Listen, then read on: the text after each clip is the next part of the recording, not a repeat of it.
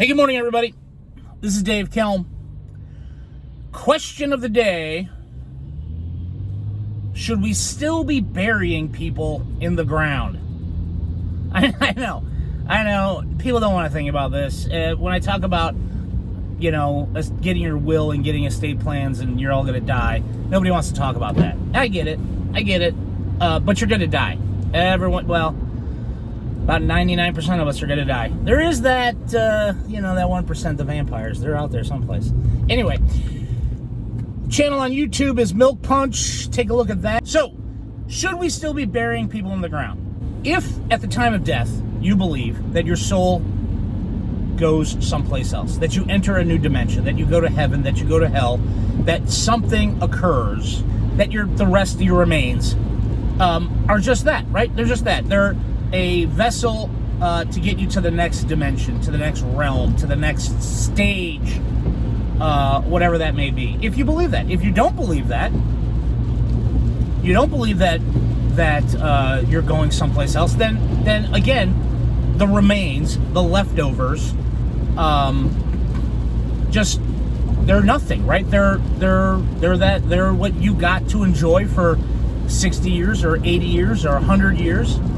You had a great life, and now you're dead, and you don't believe you go anywhere. So, should we still be stashing the remains in the ground? I don't believe so.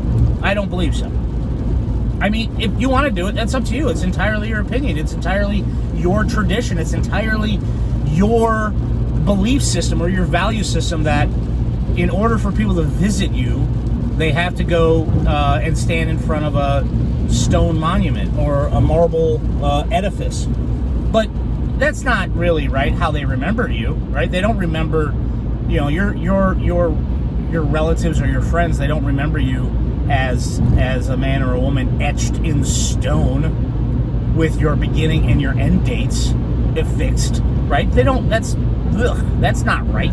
That's not how people remember you. So, should we still be putting people in the ground? Not people, bodies in the ground. Because they're not people anymore, right? I bring this up because I've read a few articles recently about this whole composting movement. And I'll post a couple of links to this description about composting human bodies, the remains, the leftovers. And it's interesting to me. It's a little more green, I should say. It's a little less Bernie, like with crematoria, right? Because, so, although if that's an option, that's the way I want to go. I want to be in a jar, mason jar, cookie tin, I don't care, just on the shelf someplace. That's how I want people to come over to the house and be like, have a cocktail. Oh, there's Dave. Perfect, right? Absolutely perfect. You can put little tchotchkes on top of the tin, whatever. I don't care. I'm dead. See, that's the other thing. I don't think people realize. You're dead.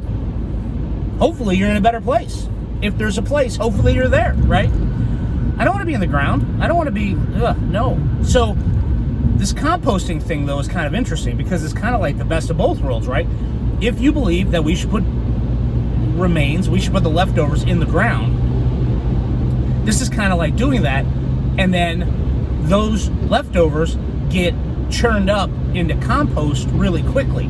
You're not sealed in a vault, you're not sealed in a wood casket, you're not, you're eventually, right, you will become compost. Eventually, water and bugs will seep into whatever hermetically sealed vault you're in, and you will be chopped up, right? You will be eventually, that's it, you'll be gone. Sometime sooner than later, because maybe, they didn't pop for the really expensive vault.